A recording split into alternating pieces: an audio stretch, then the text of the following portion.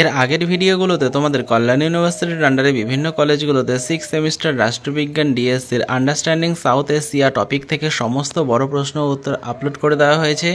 আজকের এই ভিডিওতে তোমাদের সঙ্গে ছোট প্রশ্ন উত্তর আলোচনা করা হচ্ছে।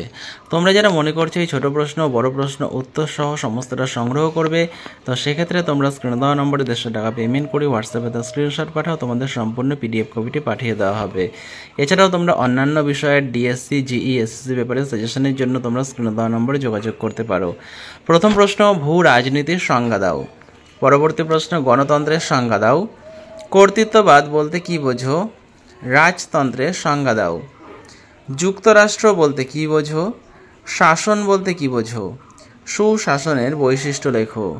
সুশাসনের সংজ্ঞা দাও। উপ অঞ্চল বলতে কি বোঝো? সন্ত্রাস কি? অভিবাসী কাকে বলে?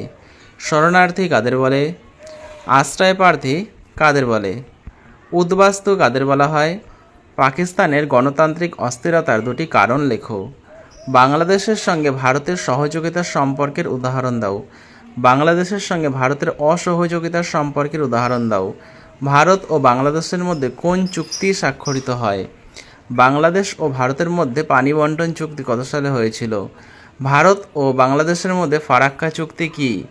ফারাক্কা জলবন্টন চুক্তি কোন কোন দেশের মধ্যে সম্পাদিত হয়? পাকিস্তানে গণতন্ত্রের পূর্ণ বিকাশ না ঘটার কারণ লেখো। নেপালে নতুন সংবিধান কোন সালে গৃহীত হয়? 1971 সালে ভারত পাকিস্তান যুদ্ধের ফলাফল কী ছিল? মালদ্বীপে বহুদলীয় ব্যবস্থা কখন শুরু হয়? পাকিস্তানের সবচেয়ে বড় আর্থসামাজিক সমস্যা কী? কোন দুটি বিষয়ে নেপাল অর্থনৈতিক উন্নয়নে প্রভাব ফেলে? পাকিস্তানের 4টি প্রদেশের নাম লেখো। পাকিস্তানে 4টি রাজনৈতিক দলের নাম লেখো। ভুটানের আইনসভার নাম কি? এটি কটি কক্ষ বিশিষ্ট? নেপালের কয়েকটি প্রধান রাজনৈতিক দলের নাম লেখো। শ্রীলঙ্কার রাজধানীর নাম কি? সাইবার সন্ত্রাস বলতে কি বোঝায়? দক্ষিণ এশিয়ার দুটি সন্ত্রাসবাদী সংগঠনের নাম লেখো। বাংলাদেশের অর্থনীতির প্রধান ভিত্তি কি? এনএএম কি? এনএএম এর পূর্ণরূপ কি? কোন সম্মেলনের মাধ্যমে এনএএম গঠনের সিদ্ধান্ত গৃহীত হয়? ন্যামের উদ্যোক্তা ছিলেন কারা? কে পঞ্চশীল নীতি ঘোষণা করেন? পঞ্চশীল নীতি কি? বাফার স্টেট কাকে বলে? সিমলা চুক্তি কবে স্বাক্ষরিত হয়? ভারতের বিদেশ নীতির জনক কে? এলওসি এবং এলএসি এর মধ্যে পার্থক্য কি? পাকিস্তানের প্রথম প্রধানমন্ত্রী কে ছিলেন? ভারত স্বাধীন হয় কত সালে? মালদ্বীপে কতগুলি দ্বীপ রয়েছে? শ্রীলঙ্কার কোন অঞ্চল বিদ্রোহপ্রবণ ছিল? দক্ষিণ এশিয়ার কোন দেশে সবচেয়ে বেশি সময় সামরিক সরকার প্রতিষ্ঠিত ছিল? দক্ষিণ এশিয়ার কোন দেশের সমুদ্র বন্দর নেই? কোন প্রণালী ভারত ও শ্রীলঙ্কাকে পৃথক করেছে?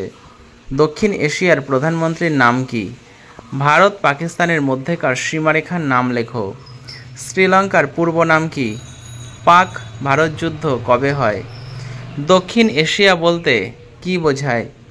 দক্ষিণ এশিয়ার কোন রাষ্ট্র নিজের অর্থনীতিকে সর্বপ্রথম উদারীকরণ করেছিল? সার্কের সম্পূর্ণ নাম লেখো। ভারতের লুক ইস্ট পলিসির অংশীদার কোন রাষ্ট্র ছিল? তো তোমরা এই প্রশ্নগুলো পড়ো। পরের ভিডিওতে যে বাকি ছোট প্রশ্নগুলো রয়েছে সেগুলো তোমাদের সঙ্গে আলোচনা করা হবে। আর তোমরা যারা এই সমস্ত পিডিএফটা ছোট প্রশ্ন বড় প্রশ্ন সহ সংগ্রহ করতে চাইছো, তোমরা স্ক্রিনে দেওয়া নম্বরে 150 টাকা পেমেন্ট করে হোয়াটসঅ্যাপে তার স্ক্রিনশট পাঠাও, তোমাদের পিডিএফ কপিটি পাঠিয়ে দেওয়া হবে।